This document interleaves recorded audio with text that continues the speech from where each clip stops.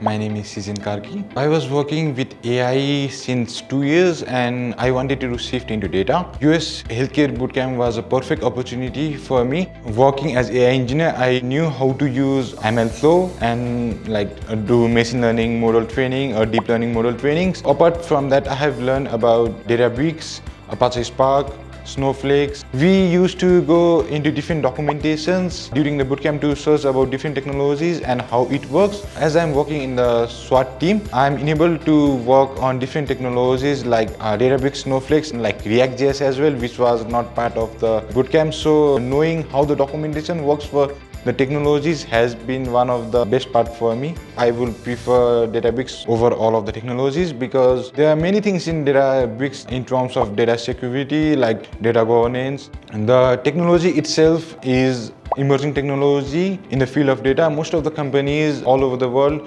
prefer Databricks. I think you all will be capable of working in the industry after doing the bootcamp because we also got to learn from the industry leaders from India, which made us capable to work in the US healthcare domain. The environment was the best thing that I found in the TechKraft. So the environment is also friendly, everyone here is friendly and there is no toxic environment at all.